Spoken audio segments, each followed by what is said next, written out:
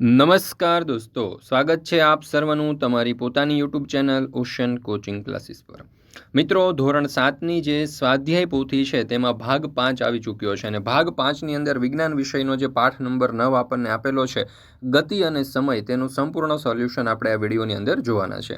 મિત્રો, આપણી આ ચેનલ ઉપર ધોરણ 7ની સ્વાધ્યાય પોથીના ભાગ 5, 6, 7, 8 દરેક ભાગના સચોટ અને સંપૂર્ણ સોલ્યુશનના વિડીયો અને પીડીએફ મુકાઈ ચૂક્યા છે, જેની લિંક તમને નીચે ડિસ્ક્રિપ્શન બોક્સમાં મળી જશે। ચાલો દોસ્તો, તો શરૂ કરીએ ધોરણ 7 વિષય વિજ્ઞાન સ્વાધ્યાય પોથી ભાગ 5 પાઠ નંબર 9 ગતિ અને સમય। એમાં પ્રશ્ન નંબર 1, નીચે આપેલા પ્રશ્ન માટે સાચો જવાબ પસંદ કરી તેના ક્રમ બોક્સમાં લખો। પહેલો સવાલ, નીચે પૈકી કયું વર્તુળાકાર ગતિનું ઉદાહરણ છે? તો જવાબ આવશે વિકલ્પ એ, ફરતા પંખાની ગતિ। બીજું, અચળ ઝડપે ગતિ કરતા પદાર્થનો અંતર સમયનો આલેખ કેવો હોય?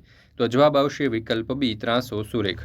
ત્રીજું, એક ટ્રેન અચળ ઝડપે 15 મિનિટમાં 25 કિલોમીટર અંતર કાપે છે, તો તે સમયે તેની ઝડપ કેટલી હશે? તો જવાબ આવશે વિકલ્પ સી, 100 કિલોમીટર પર અવર। ચોથું, સ્પીડોમીટર શાનું માપન કરે છે? તો જવાબ આવશે વિકલ્પ એ, ઝડપ। પાંચમું, સમયનો મૂળભૂત એકમ કયો છે? તો અહીંયા જવાબ આવશે વિકલ્પ એ, સેકન્ડ। ત્યાર પછી છે છઠ્ઠો સવાલ, અંતર સમયના આલેખમાં એક્સ અક્ષ ઉપર શું દર્શાવવામાં આવે છે? તો જવાબ આવશે વિકલ્પ બી, સમય। સાતમું, ધનુષ્યમાંથી છૂટેલા તીરની ગતિ કયા પ્રકારની ગતિ છે? તો જવાબ આવશે વિકલ્પ એ, સુરેખ ગતિ। ચોથું, જંતર મંતરની સૂર્યઘડી ભારત દેશના કયા શહેરમાં આવેલી છે? તો જવાબ આવશે વિકલ્પ ડી, દિલ્હી। નવમું, મીટર માટેની સંજ્ઞા કઈ છે? તો અહીંયા જવાબ આવશે વિકલ્પ એ।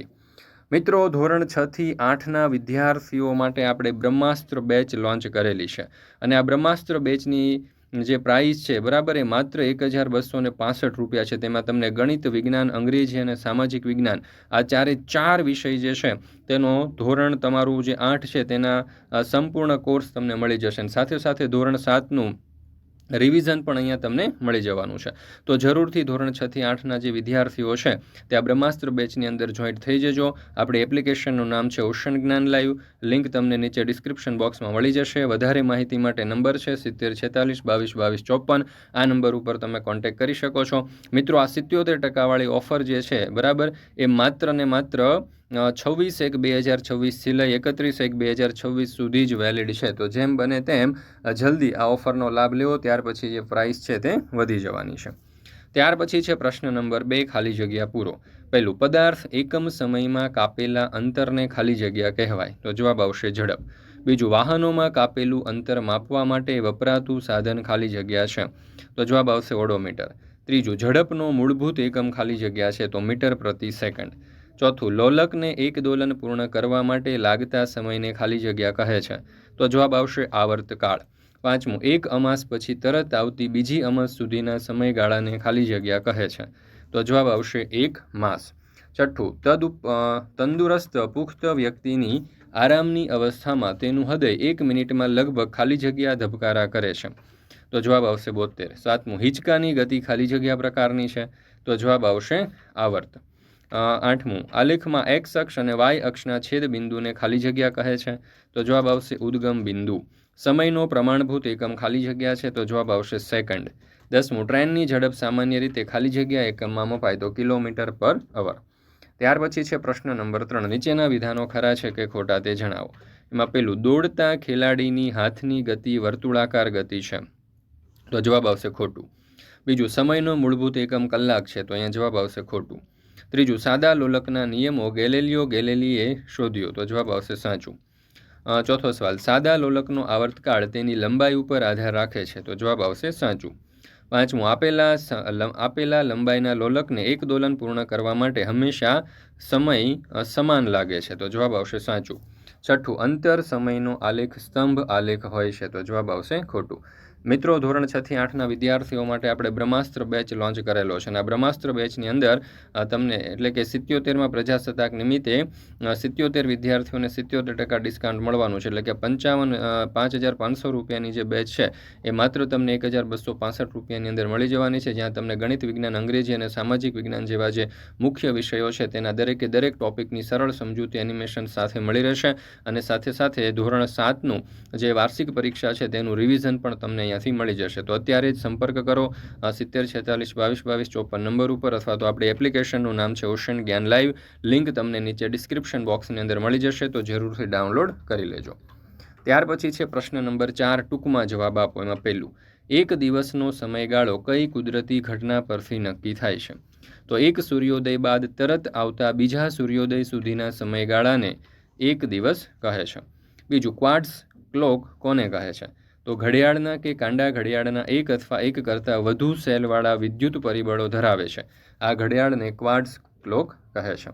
ત્રીજું, એક દિવસની કેટલી સેકન્ડ થાય? તો એક દિવસ બરાબર 24 કલાક, અને 24 ગુણ્યા 24, એક દિવસની અંદર 24 કલાક હોય, અને એક કલાકની અંદર 3600 સેકન્ડ, એટલે 24 ગુણ્યા 3600, એટલે જવાબ આવશે 86,400.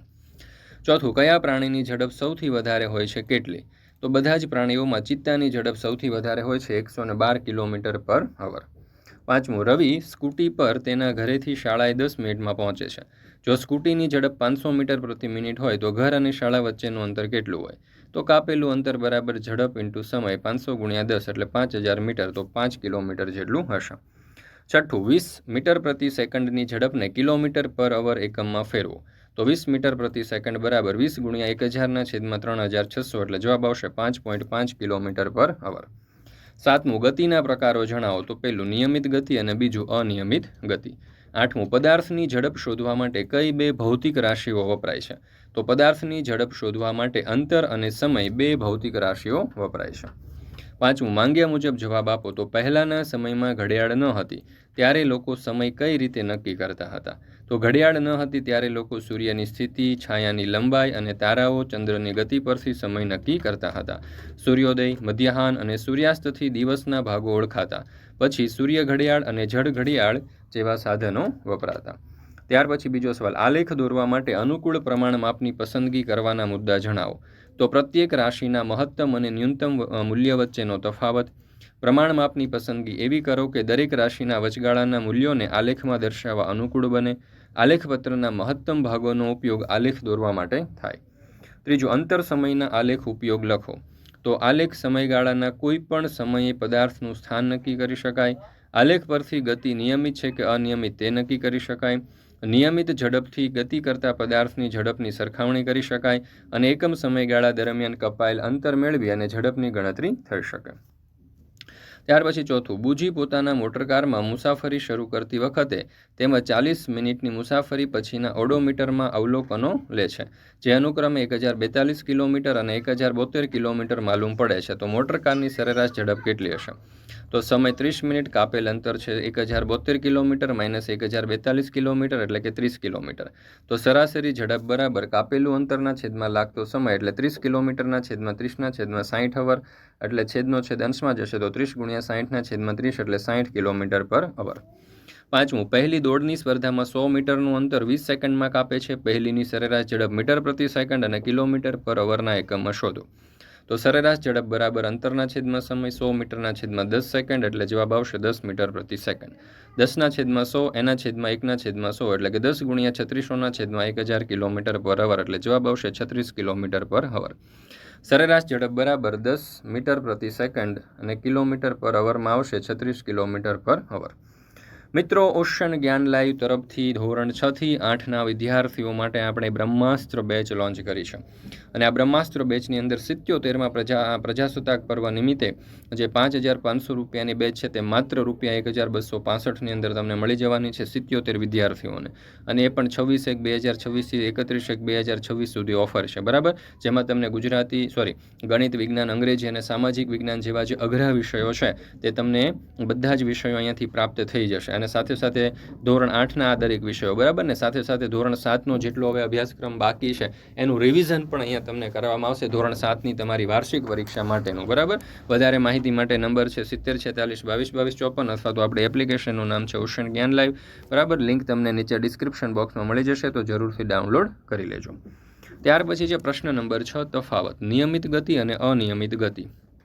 આ પ્રકારની ગતિમાં પદાર્થ એક સરખા સમયગાળામાં એક સરખું અંતર કાપે છે. અનિયમિત ગતિમાં જોઈએ તો આ પ્રકારની ગતિમાં પદાર્થ એક સરખા સમયગાળામાં એક સરખું અંતર કાપતો નથી. નિયમિત ગતિ જોઈએ તો આ પ્રકારની ગતિ માટે અંતર સમયનો આલેખ સુરેખ હોય છે, જ્યારે અનિયમિત પ્રકારની ગતિ માટે અંતર અને સમયનો આલેખ સુરેખ હોતો નથી. ત્યાર પછી છે પ્રશ્ન નંબર 7, જોડકા જોડો. 1 કિલોમીટર એને જોડીશું આપણે વિકલ્પ સી, અંતરનો એકમ. 1 કિલોમીટર પ્રતિ કલાકને જોડીશું આપણે વિકલ્પ ડી, ઝડપનો એકમ. લોલકને આપણે જોડીશું વિકલ્પ એફ, આવર્ત ગતિ. ઓડોમીટરને જોડીશું આપણે વિકલ્પ બી, અંતર માપવાનું સાધન. અને સ્પીડોમીટરને જોડીશું આપણે વિકલ્પ એ, ઝડપ માપવાનું સાધન. ત્યાર પછી છે પ્રશ્ન નંબર 8, નીચેના પ્રશ્નોના માંગ્યા મુજબ જવાબ આપો. કોઈ એક બસ સુરેખ પથ ઉપર ગતિ કરે છે, તેનું દર 10 મિનિટે કાપેલું અંતર નીચેના કોષ્ટકમાં દર્શાવ્યું છે. સમય છે 0, 10, 20, 30, 40, 50 અને 60. અંતર છે 0, 8, 16, 24, 32, 40 અને 48. આલેખ પણ આપણે અહીંયા દર્શાવેલો છે, તમે આ રીતે આલેખ જે છે તે દોરી શકો છો. ત્યાર પછી એના ઉપરથી કેટલાક પ્રશ્નો છે, બરાબર. પહેલો આલેખ દોરવાનો છે. બીજું, આલેખ પરથી ગતિ કેવા પ્રકારની છે તે કહો. તો આલેખ સુરેખ છે, તેથી બસ અચળ ઝડપથી ગતિ કરે છે. 35 મિનિટના અંતે બસે કાપેલ અંતર શોધો. તો 25 મિનિટને અંતે બસે કાપેલું અંતર 20 કિલોમીટર થાય છે, બરાબર. અહીંયા તમે જોઈ શકો છો કે 35 કિલોમીટર પછી તમે જોશો તો અંતર જે છે તે લગભગ 25 કિલોમીટર જેટલું હોય છે. 44 કિલોમીટર અંતર કાપતા બસને કેટલો સમય લાગશે? તો 55 મિનિટ. 2 કાર એક જ સમયે ઉપડે છે અને દરેકે 10 મિનિટમાં કાપેલ અંતર દર્શાવતું કોષ્ટક નીચે આપેલ છે. તો આ વિગતો પરથી બંનેના અંતર અને સમયના આલેખ દોરો. તો અહીંયા તમે જોઈ શકો છો બંનેના અંતર અને સમયના આલેખ આપણે દર્શાવેલા છે. આ રીતે અંતર અને સમયના આલેખો જે છે તે આપણે દોરી શકીએ. તો મિત્રો, અહીંયા આપણે આજે ધોરણ 7ની વિજ્ઞાન વિષયની સ્વાધ્યાય પોથીના ભાગ 5ની અંદર આપેલું ચેપ્ટર નંબર 9 પૂર્ણ કરીએ છીએ. મિત્રો, આ વિડીયો પસંદ આવ્યો હોય તો લાઇક કરવાનું, તમારા મિત્રો સાથે શેર કરવાનું અને સરસ મજાની કોમેન્ટ આપવાનું ભૂલશો નહીં. ફરી મળીશું આપણે ધોરણ 7ના આજે સ્વ અધ્યયન પોથીનો ભાગ 5 છે તેના એક નવા વિષયના નવા ચેપ્ટરના સોલ્યુશન સાથે.